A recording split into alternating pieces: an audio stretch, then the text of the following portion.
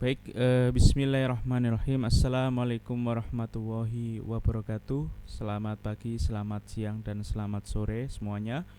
Melalui video kali ini saya ingin berbicara mengenai pengelolaan alat dan bahan laboratorium IPA. Pada pertemuan sebelumnya kita sudah membahas mengenai pengelolaan ruang yang ada di dalam laboratorium IPA. Nah, sekarang kita akan bahas mengenai alat dan bahan ya, pengelolaan alat dan bahan yang ada di dalam laboratorium. Sebagai pendahuluan kita sudah memahami bahwa alat dan bahan itu posisinya sangat penting ya bagi seorang praktikan atau pada kegiatan di dalam laboratorium, di mana kalau tidak ada alat dan bahan maka seorang praktikan tidak bisa melakukan riset penelitian maupun eksperimen gitu ya. Nah, untuk memudahkan dalam proses perawatan, perbaikan, pencarian alat dan bahan, pemeriksaan, pengontrolan dari alat dan bahan gitu ya, maka perlu dilakukan suatu kegiatan pengelolaan ya, yang termasuk di dalamnya adalah penataan dan penyimpanan.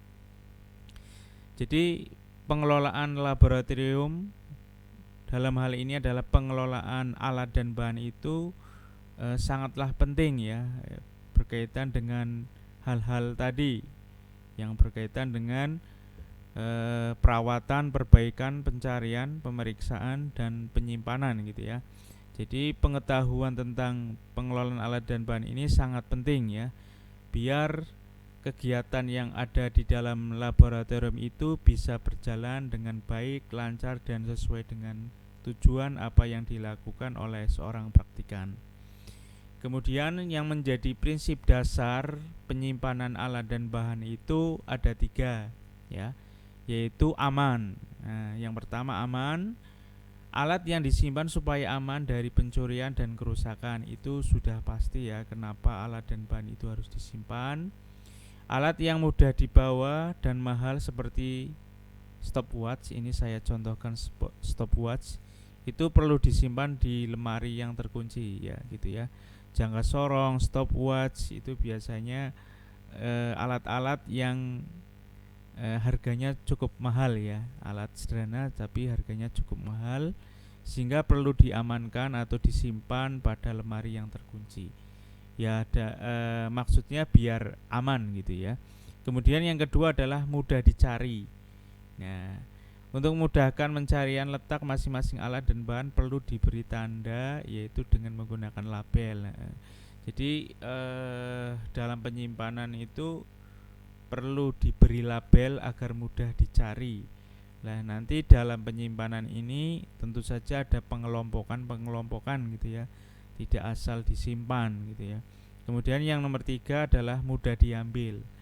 Dengan adanya pengelompokan yang disimpan pada suatu lemari misalnya, itu akan memudahkan pengambilan ketika akan melakukan praktikum, ketika akan melakukan perbaikan, kalibrasi dan sebagainya. Nah, dengan penyimpanan alat yang sudah tertata ini akan lebih dimudahkan gitu ya. Nah, jadi ini adalah 3 prinsip dasar kenapa alat itu harus disimpan gitu ya. Itu aman, mudah dicari, dan mudah diambil. Kemudian berikut adalah kriteria klasifikasi alat dan bahan laboratorium. Jadi ini adalah beberapa kriteria dalam mengelompokkan alat dan bahan gitu ya. Jadi ketika kita ingin mengelompokkan alat dan bahan itu berdasarkan apa, maksudnya kayak gitu. Yang pertama adalah berdasarkan bahan pembuatannya. Nah, ini harus dikelompokkan sesuai dengan bahan pembuatannya ya, tidak boleh dicampur. Misalnya di sini ada bahan utama dari kayu, plastik, kaca, logam, dan bahan-bahan lainnya. Ini tidak boleh dicampur ya, misalnya antara bahan yang suatu alat yang dibuat dari bahan kaca misalnya dikelompokkan dengan bahan yang terbuat dari logam. Nah, ini resikonya sangat besar ya ketika ada hal-hal yang tidak terduga, misalnya menyentuh bahan logam sehingga menimpa bahan yang terbuat dari kaca, maka ini akan mudah sekali pecah gitu ya dan rusak. Nah, ini alasan kenapa dalam penyimpanan itu bisa dikelompokkan dari bahan pembuatannya. Kemudian yang kedua adalah berat alat ya, atau berat dari bahan ya. Ini biasanya bahan-bahan yang ukurannya atau bobotnya lebih besar itu biasanya ditaruh di bagian bawah gitu ya, atau di bagian yang lebih rendah. Kemudian bentuk dan volume. Nah, ini biasanya dikelompokkan dilihat dari ukurannya ya, besar kecilnya, bentuk kubus, balok atau silinder. Kemudian dari pabrik pembuatan atau asal negara. Ya, ini biasanya untuk memudahkan pencarian ya, biasanya dibuat atau disimpan berdasarkan pabrik pembuat, misalnya PT tertentu atau asal dari negara. Nah, ini adalah alat dari negara-negara tertentu, maka disimpan sesuai dengan pembuatannya dan atau negara asalnya. Nah, ini untuk memudahkan dalam pencarian. Tentu saja dalam menyimpan harus diberi label. Kalau disimpan dalam kelompok ini, misalnya pembuatan pabrik tanpa diberi label ya nanti susah juga. Kemudian usia pakai. Nah, jadi ada beberapa alat atau bahan ya yang memiliki expired gitu ya, misalnya ada berkaitan dengan waktu, maka perlu dikelompokkan dengan ini usia pakainya gitu ya.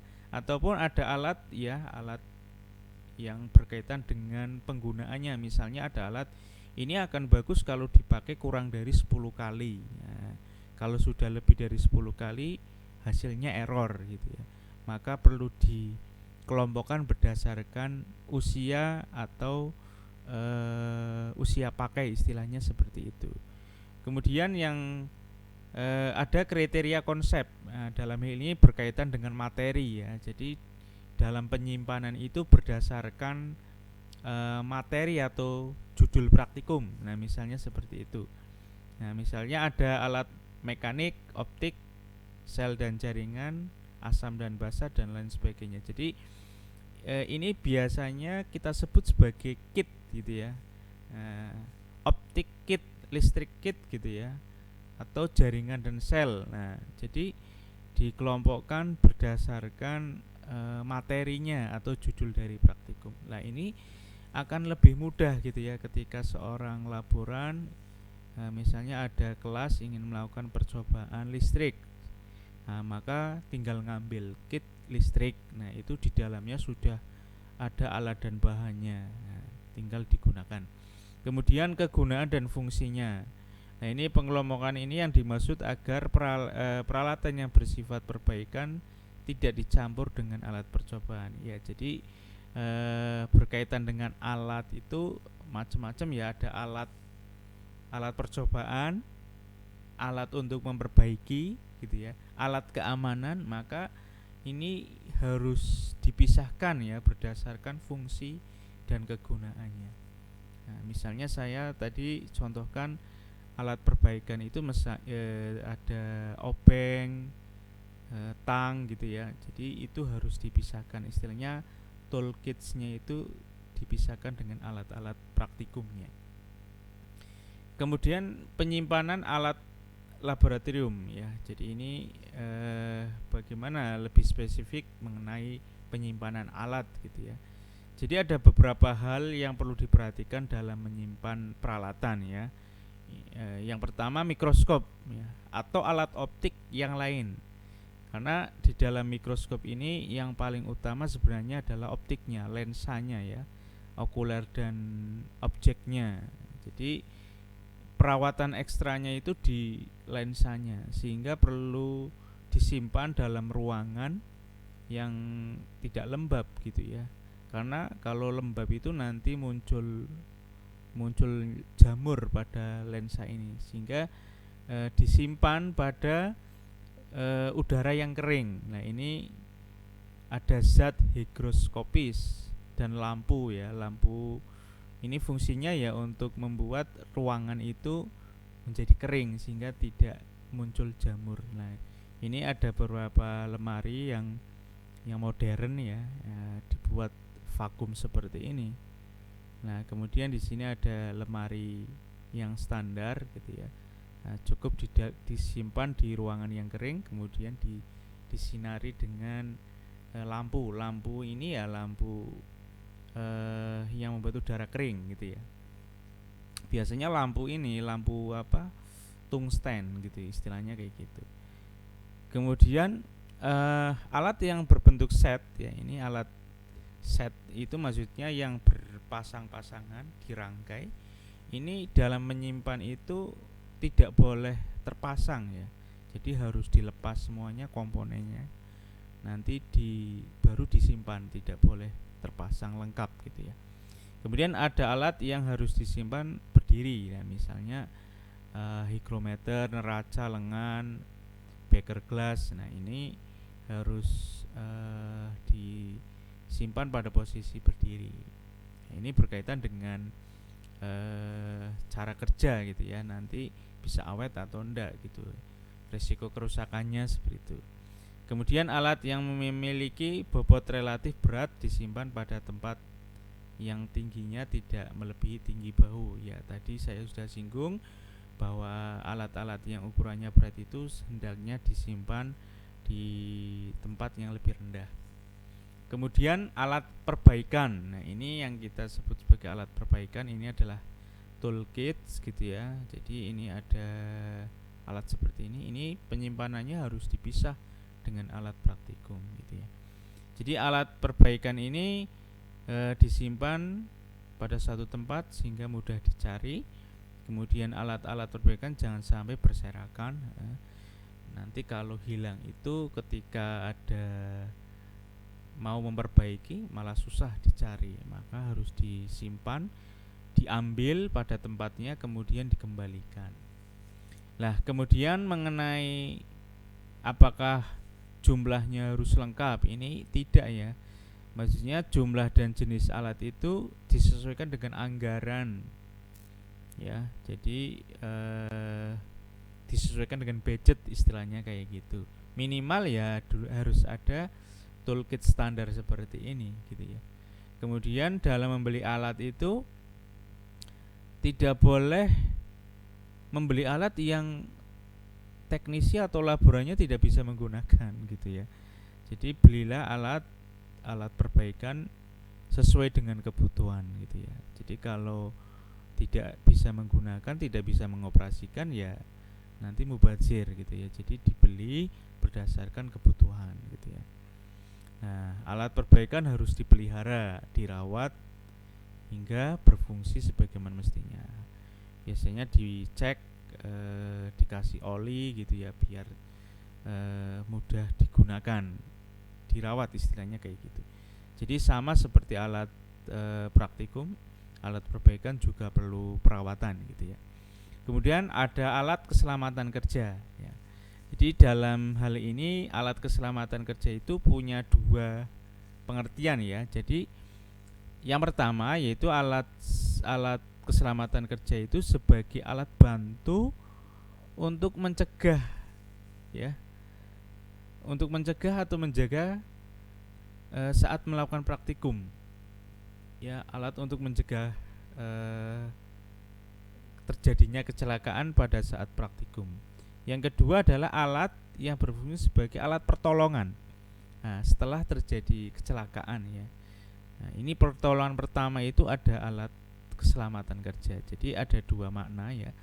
Jadi alat yang membantu agar terhindar dari kecelakaan kerja, dan alat pertolongan pertama saat terjadi kecelakaan kerja. Jadi yang pertama adalah alat keselamatan kerja yang sebagai alat bantu untuk menjaga keselamatan ya.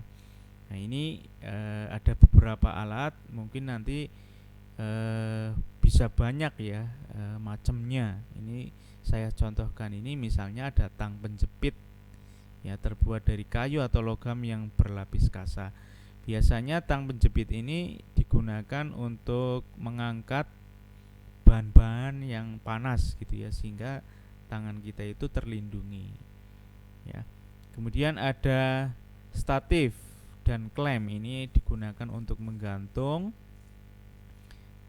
biar tidak berat. Kemudian ada benang dan tali untuk mengikat.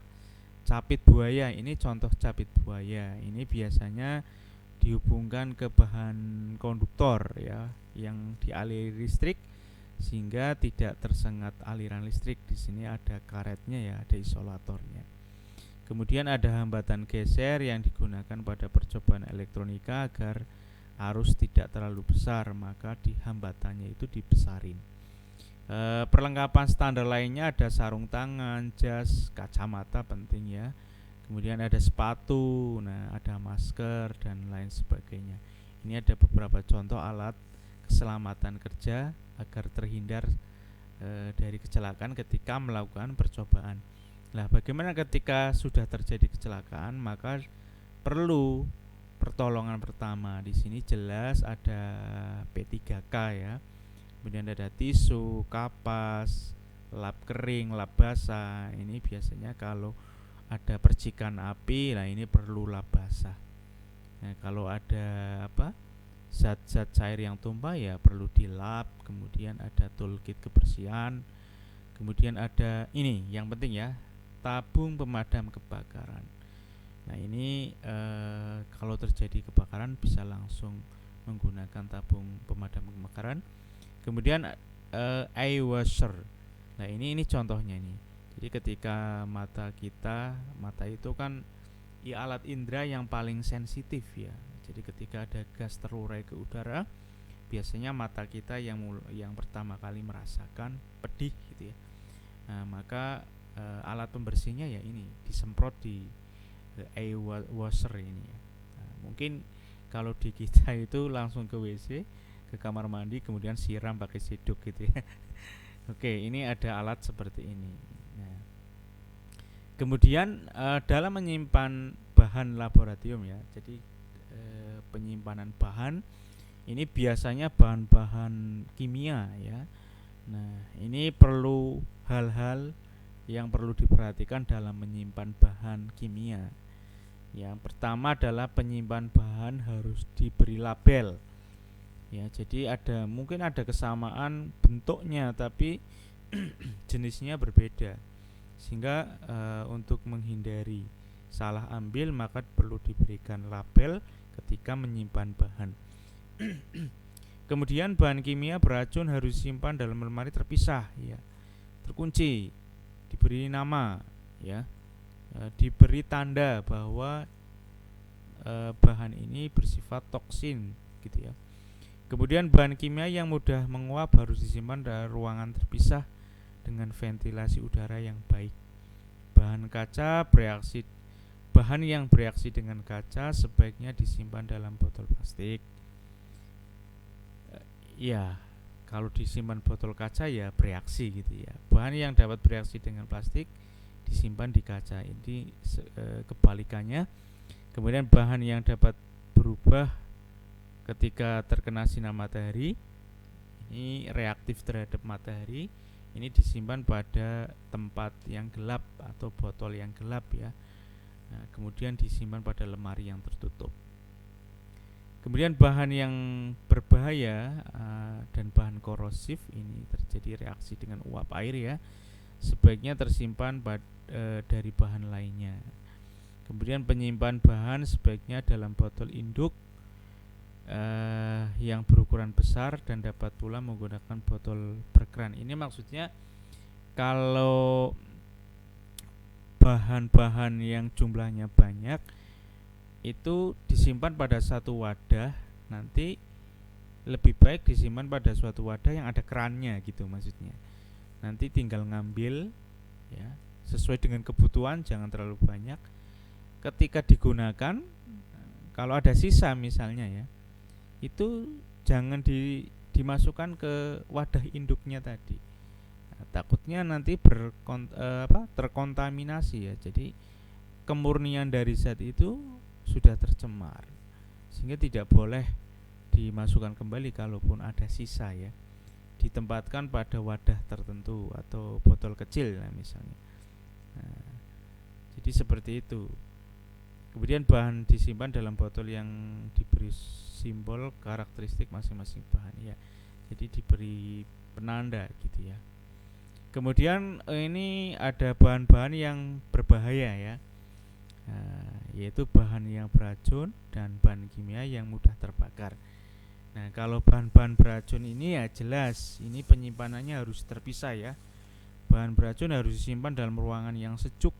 Nah, ini alasannya biasanya kalau bahan beracun ini kalau disimpan pada tempat yang agak panas ini nanti zatnya akan terurai, kemudian bercampur dengan udara, nanti tersebar gitu ya.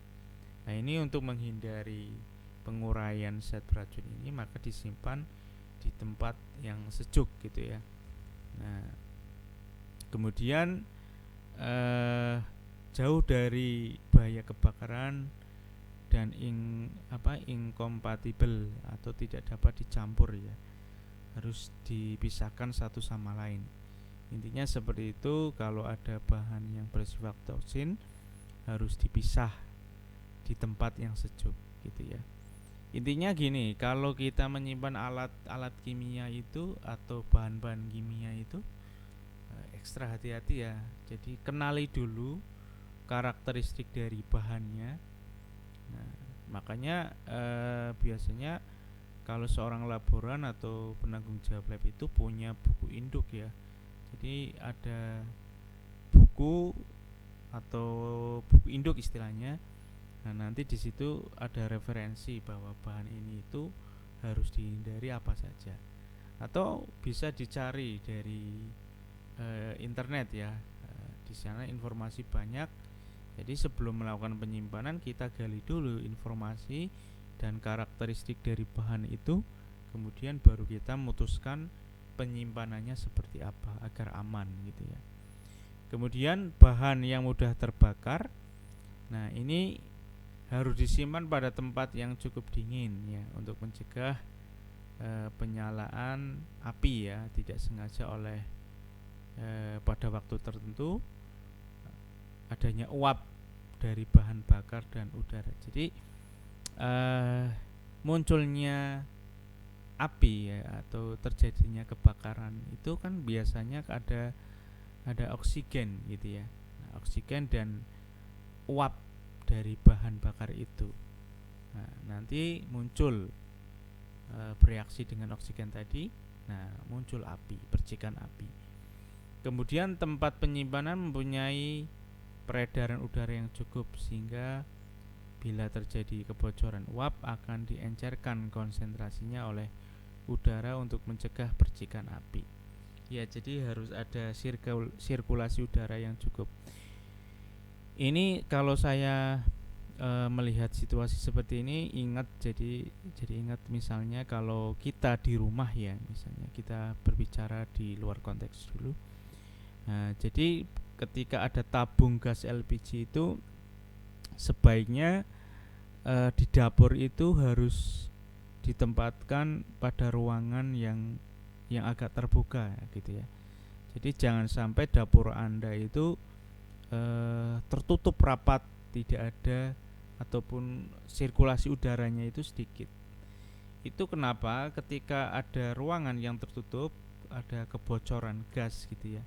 Jadi gas itu tidak bisa terurai atau konsentrasinya itu padat gitu ya. Istilahnya itu tidak terurai dengan udara sehingga kalau ada percikan api itu akan membakar gas tadi dengan cepat. Nah, energi yang dimunculkan dari loncatan bunga api tadi ketika terjadi pembakaran cepat itu menghasilkan ledakan gitu. Beda ceritanya kalau ada kebocoran gas tapi ruangannya itu terbuka, itu udara langsung mengencerkan konsentrasi gas LPG tadi. Nah, sehingga kalaupun ada api itu tidak terjadi ledakan. Jadi kalau ada ledakan gas-gas itu sebenarnya kan gas LPG yang terperangkap pada ruangan tertentu. ya, dengan tekanan tinggi ya. Jadi kalau gas terperangkap pada ruangan tertentu itu tekanannya meningkat. Nah, ketika ada bunga api sedikit, nah muncul loncatan energi panas dari api itu dengan waktu yang spontan, maka menghasilkan ledakan yang dahsyat gitu ya. Oke, kembali ke sini. Lokasi penyimpanan agak dijauhkan dari daerah yang ada bahaya kebakaran. Ya, jadi ya kalau bahan-bahan yang mudah terbakar harus dijauhkan dari api. Kemudian tempat penyimpanan harus terpisah dari bahan oksidator kuat. Nah, bahan yang mudah menjadi panas dengan sendirinya atau bahan yang bereaksi dengan udara atau uap air yang lambat laun menjadi panas. Ditempatkan penyimpanan tersedia alat-alat pemadam kebakaran. Ya, jadi kalau ada bahan-bahan yang mudah terbakar, seyogianya di sekitar itu ada alat pemadam kebakaran, gitu ya. Kemudian singkirkan semua sumber api. Di daerah penyimpanan dipasang tanda dilarang merokok atau dilarang menyalakan api, gitu ya. Pada daerah penyimpanan dipasang sambungan tanah atau orde serta dilengkapi alat deteksi asap. Ya, alat deteksi asap elektronik ya. Nanti kalau ada asap langsung bunyi atau otomatis muncul air ya, air yang tersembur. Biasanya di gedung-gedung ada seperti itu. Ini adalah format inventaris untuk mencatat alat-alat dan kondisi alat yang ada di dalam laboratorium ya. Ini sebagai contoh saja. Ini kalau kita lihat seperti ini judul praktikum tahun ajaran. Nah, ini berarti format ini dibuat berdasarkan kategori konsep gitu ya. Jadi pengelompokan alat dan bahan berdasarkan materinya. Jadi misalnya judul praktikum mengetahui asam basa. Nah, ini alatnya apa saja, jumlahnya berapa, kondisinya baik apa jelek, kemudian letaknya disimpan di lemari mana gitu ya. Nah, berarti nanti kalau judulnya beda berarti dibuat lembaran baru lagi gitu ya. Nah, mungkin Anda bisa membuat dengan kriteria yang lain gitu ya. Ini sebagai contoh saja.